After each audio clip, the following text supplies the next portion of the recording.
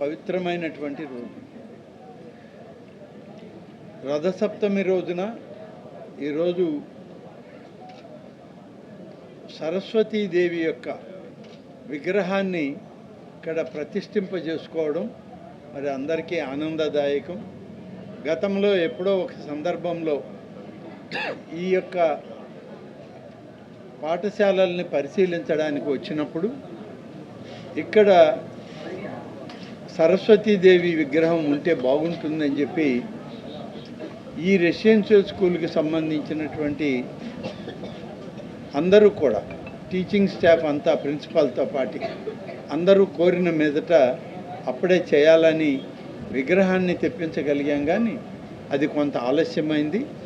ఈ నిర్మాణంలో పరమేశ్వర్ రెడ్డి గారు ప్రత్యేక చొరవ తీసుకొని ఈ మండపం నిర్మాణం ప్రతిష్ట కార్యక్రమానికి వారు సహకరించారు. ప్రత్యేకంగా ఈ విగ్రహం ఈరోజు ప్రారంభిద్దామని చెప్పి రథసప్తమి పుణ్యదినాన ఇవి ప్రారంభిస్తే బాగుంటుంది. ఈ రెసిడెన్షియల్ స్కూల్స్లో ఉన్న బాలికలందరూ కూడా మంచి ఆరోగ్యంతో దైవభక్తితో భవిష్యత్తులో ఉత్తీర్ణమైనటువంటి విద్యాభ్యాసంతో పైకి రావాలని కోరుకుంటూ ఈరోజు ఈ కార్యక్రమాన్ని ఇక్కడ నిర్వహిస్తున్నాం.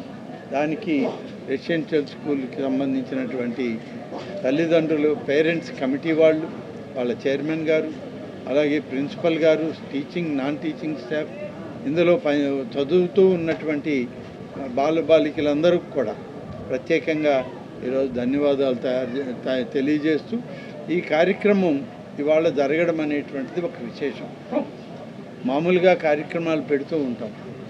అనేక అభివృద్ధి కార్యక్రమాల్లో భాగంగా ఈరోజు మన ఈ రెసిడెన్షియల్ స్కూల్లో ఈ కార్యక్రమం తీసుకున్నాం. అలాగే ఈ స్కూల్కి ప్రహరీ నిర్మాణం లేదు. గతంలో స్కూల్ని అయితే నిర్మాణం చేయగలిగాం. ఒకవైపున ఈ యొక్క రెసిడెన్షియల్ స్కూల్కి మనం కాంపౌండ్ వాల్ నిర్మాణం చేయగలిగాం. ఇంకా మిగిలినటువంటి 2-3 వైపులా ఈ యొక్క కాంపౌండ్ వాల్ లేదు. ఇటీవలే గౌరవనీయులైనటువంటి ఐటీ శాఖ మంత్రి, అలాగే విద్యాశాఖను కూడా పర్యవేక్షిస్తున్నటువంటి మంత్రి గారు శ్రీ నారా లోకేష్ గారిని కలిసి ఈ యొక్క గురుకుల పాఠశాలలకి కాంపౌండ్ వాల్ లేదు, ఆ నిర్మాణం జరగకుంటే కొంత ఇబ్బంది జరుగుతుందని వారికి చెప్పిన మీదట అంచనాలు తయారు చేసి పంపండి, వెంటనే మంజూరు చేద్దాం. అందులో గర్ల్స్ రెసిడెన్షియల్ స్కూల్స్కి ప్రహరీలు లేకుండా ఉండడం శ్రేయస్కరం కాదు, తప్పకుండా మనం మంజూరు చేస్తామని వారు హామీ ఇవ్వడం జరిగింది. అందుకని ఈ యొక్క గురుకుల పాఠశాలలు నిర్మాణ కార్యక్రమాలు పర్యవేక్షించేటువంటి అధికారులతో మాట్లాడి దీనికి ఎస్టిమేట్లు తయారు చేయమంటున్నాం. ఎస్టిమేట్స్ రాగానే నారా లోకేష్ గారి దృష్టికి తీసుకెళ్ళి దాన్ని మంజూరు చేయించి ఇక్కడ నిర్మాణం చేయాలనేటువంటిది ఇవాళ మా ఆలోచన. ఎందుకంటే ఇంతకుముందు సింగిల్ లేన్ రోడ్డు ఉండేది ఆత్మకూరు టౌన్లోకి బైపాస్ అని. ఇప్పుడు సింగిల్ లేన్ రోడ్డు పోయి డబుల్ లేన్ అయింది. ఇప్పుడు 4 లేన్ రోడ్డు అవుతుంది. 4 లేన్ రోడ్డు అయ్యాక దీనికి ఎక్కువ ట్రాఫిక్ పెరుగుతుంది. టౌన్లోకి వచ్చేటువంటి ట్రాఫిక్ అంతా ఒకే వైపు నుంచి ఇంతకుముందు వెళ్ళేది ఇప్పుడు ఈ 2 వైపుల నుంచి కూడా వెళ్ళే అవకాశం ఉంది.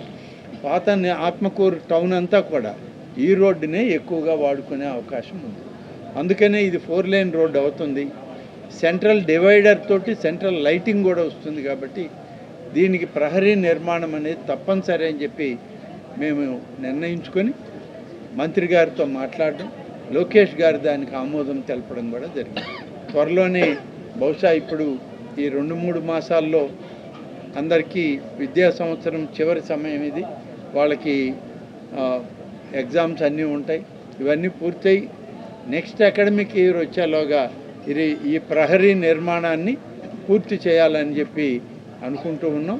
తప్పనిసరిగా ఈ కార్యక్రమాలన్నీ కూడా చేయడం జరుగుతుంది. ఈ యొక్క రెసిడెన్షియల్ స్కూల్కి అదనపు వసతులు కావాలని గతంలోనే కోరడం జరిగింది. వాటిని కూడా ఇప్పటికే ప్రభుత్వం దృష్టికి తీసుకొచ్చాం. తర్వాత విద్యాశాఖ అధికారులతో మంత్రి గారితో మాట్లాడి అదనంగా దీనికి ఏం సౌకర్యాలు ఇవ్వగలము అవన్నీ కూడా చేయించడం జరుగుతుంది. మొత్తం మీద ఈరోజు సరస్వతీదేవి యొక్క విగ్రహాన్ని ఇక్కడ ప్రారంభించుకోవడం అని అంటే ఇక్కడ విద్యార్థులుగా ఉన్నటువంటి ఈ బాలికలకి అందరికీ ఆ తల్లి యొక్క దీవెనలు పూర్తిగా ఉండాలి. వీళ్ళందరికీ కూడా మంచి ఉజ్వల భవిష్యత్తులో పైకి రావాలని చెప్పి ఈ సందర్భంగా ఆశిస్తూ, మన ప్రాంతంలో బాలికా విద్య వెనకబడి ఉంది. బాలికల విద్య అనేటువంటి దానికి పెద్ద ప్రాధాన్యత లేకుండా పోతుందనే ఆలోచనతో 10 సంవత్సరాల క్రితమే ఇక్కడ గురుకుల పాఠశాలల నిర్మాణం జరగాలని చెప్పి ఆత్మకూరు నియోజకవర్గంలో తీసుకున్న నిర్ణయం వల్ల ఈరోజు ఇక్కడ ఈ గురుకుల పాఠశాల కానీ, చేజర్ల మండలంలోని ఆదురుపల్లిలో ఒక గురుకుల పాఠశాల, అలాగే సోమశిలలో గిరిజన బాలికల యొక్క గురుకుల పాఠశాలను ఏర్పాటు చేశాం. కస్తూర్బా విద్యాలయాలను ఏర్పాటు చేయడం జరిగింది. మోడల్ స్కూల్స్ కూడా తీసుకొచ్చి ఎక్కువగా బాలికా విద్య దాని మీదనే దృష్టి సారించి ఉంచడం. పోయిన సంవత్సరమే కూటమి ప్రభుత్వం అధికారంలోకి వచ్చాక మన ముఖ్యమంత్రి శ్రీ చంద్రబాబు నాయుడు గారి నాయకత్వంలో బలహీన వర్గాలకు ఒక రెసిడెన్షియల్ స్కూలు ఆత్మకూరికి కావాలని అడిగితే మంజూరు చేశారు. అది కూడా ఇప్పుడు మన పాలిటెక్నిక్ కాలేజ్ భవనాల్లో తాత్కాలికంగా జరుగుతుంది. దానికి కూడా భూమిని కేటాయించాలి. త్వరలోనే రెవెన్యూ అధికారులు భూమి కేటాయించిన తర్వాత ఆ యొక్క బీసీ బాలికల గురుకుల పాఠశాలకి తప్పనిసరిగా భవనాలు నిర్మాణం చేసి శాశ్వత భవనాల్లో అక్కడ దాన్ని నిర్మాణం చేయడం, మార్పు చేయడం కూడా జరుగుతుంది. అలాగే ఇవాళ ఇక్కడ జరుగుతున్నటువంటి ఈ యొక్క పాలిటెక్నిక్ కాలేజీ భవనాల్లో మొదటి అంతస్తులో జరుగుతున్నటువంటి ఐటీఐ కళాశాల ఇక్కడ ఉంది. కానీ ఈ ఐటీఐ కళాశాల సంగం మండలంలో, సంగం గ్రామంలో ఏర్పాటు చేసినట్టు అక్కడ భవనాలు తక్కువైనాయని ఇక్కడ తాత్కాలికంగా పెట్టారు. కానీ 10 సంవత్సరాల క్రితం మంజూరైన ఐటీఐకి ఇప్పటికి ఇంకా భవనాలని ఏర్పాటు చేసిన పరిస్థితులు లేవు. అందుకని ఇటీవల జిల్లా కలెక్టర్ గారితో మాట్లాడిన తర్వాత కొంత దాతలు ముందుకొచ్చి వాళ్ళ భూముల్ని, వాళ్ళ భవనాలని మరి పూర్తిగా కంప్లీట్ కాలేదు కానీ స్ట్రక్చరల్ నిర్మాణం జరిగినటువంటి భవనాలని మనకి వాళ్ళు ఇవ్వడం జరిగింది. దాదాపు 7 కోట్ల రూపాయల విలువైన స్థలము, భవనాలు. ల్యాంకో ప్రోడక్ట్స్ వాళ్ళు గతంలో మనకి ఎంపీగా కూడా పనిచేశారు రాజగోపాల్ గారు. వారి కుటుంబ సభ్యులు ఇచ్చినటువంటి ఆ భవనాల్లోకి ఈ 4-5 మాసాల్లో అకాడమిక్ ఇయర్ హాలిడేస్లోనే ఆ భవనాలన్నింటినీ పూర్తి చేసి ఈ ఐటీఐని అక్కడికి మార్చాలి అనేటువంటి దాంట్లో ఇవాళ ఆలోచన చేసి పనిచేస్తున్నాం. బహుశా నెక్స్ట్ ఇయర్కి అకాడమిక్ అంతా ఈ ఐటీఐ సంగం ఐటీఐ కాబట్టి సంగంకే మార్చడం జరుగుతుంది నూతన భవనాల్లోకి. ఇది ఇవాళ ప్రభుత్వం చేసేటువంటి కార్యక్రమాల్లో భాగంగా నేడు మన గురుకుల పాఠశాలలో ఈ కార్యక్రమం నిర్వహిస్తున్నాం. వీరందరికీ రేపటి తరానికి ఉపయోగపడేటువంటి స్టేడియం నిర్మాణానికి కూడా గతంలో కొంత మొదలుపెట్టి వదిలేశారు. ఇప్పుడు మళ్ళీ దాదాపు 1,78,00,000 రూపాయలతో టెండర్లు పిలిచి పనులు పూర్తి చేయడానికి ఇవాళ పనిచేస్తున్నాం. ఇంతకుముందు 10 ఎకరాల స్థలమే ఉండేది. ఇటీవల దాన్ని పరిశీలించినప్పుడు మన ఆత్మకూరు ఆర్డీఓ, తహసీల్దార్ గారు వీళ్ళందరినీ కానీ కోరిన మీదట మరొక 9.5 ఎకరా భూమి పక్కనే ఉన్నటువంటి దాన్ని స్టేడియంకి కేటాయించండి అని అడిగితే వాళ్ళు సర్వే చేయడం జరిగింది. ఇప్పుడు వెళ్తున్నాం, అది కూడా చూసి అంతా ఒకే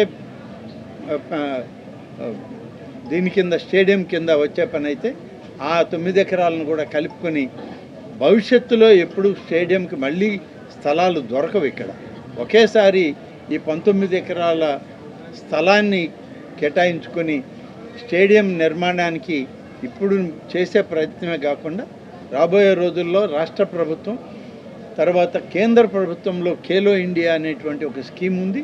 ఆ స్కీముకు కూడా ప్రతిపాదనలు పంపించి దానికి అవసరమయ్యేటువంటి నిధులను సమకూర్చుకొని స్టేడియం నిర్మాణం కూడా జరుగుతుంది. ఆత్మకూరు నగరానికి ఈరోజు మరొక మణిహారం రాబోతూ ఉంది. అదే నగరవనం. ఇక్కడ ఆత్మకూరులో రోడ్డు మీదకి వస్తే దుమ్ము ధూళి తప్ప ఏం కనపడదు. అనేక రకాలుగా ఈ ఆత్మకూరు పట్టణం వాళ్ళకి కానీ చుట్టుపక్కల గ్రామాల్లో ఉన్నటువంటి యువతకి ఒక మంచి వాతావరణం ఉండాలనే ఉద్దేశంతో ఒకవైపు క్రీడా స్థలాలు, మరొక వైపు నగర వనాలు, ఇవన్నిటిని కూడా సిద్ధం చేయడానికి మరి నిధులు కూడా మంజూరు చేసుకుంటున్నాం. ఇప్పటికే 2 కోట్ల రూపాయలకు ప్రతిపాదనలు పంపిస్తే 1.5 కోటికి మంజూరైంది. మరి మన అటవీ శాఖ ద్వారా మిగిలినటువంటి మొత్తానికి కూడా నిధులు మంజూరు చేయించుకొని నగరవనాన్ని కూడా మొదలుపెట్టి మరొక 6 మాసాల్లో పూర్తి చేయాలనే లక్ష్యంతో పనిచేస్తూ ఉన్నాం. ఈ యొక్క ఆత్మకూరు మున్సిపాలిటీ చుట్టుపక్కల పక్కన ఉన్నటువంటి గ్రామాలతోటి కలిపి రేపటి యువతకి ఒక మంచి బంగారు భవిష్యత్తు ఇవ్వాలన్నటువంటి లక్ష్యంతో కూటమి ప్రభుత్వం ముఖ్యమంత్రి చంద్రబాబు నాయుడు గారు కానీ, ఉప ముఖ్యమంత్రి శ్రీ పవన్ కళ్యాణ్ గారు కానీ, కేంద్రంలో ప్రధానిగా ఉన్నటువంటి శ్రీ నరేంద్ర మోడీ గారి ఆశీస్సులతో ఈ కార్యక్రమాలన్నీ నిర్వహిస్తాం. Thank you.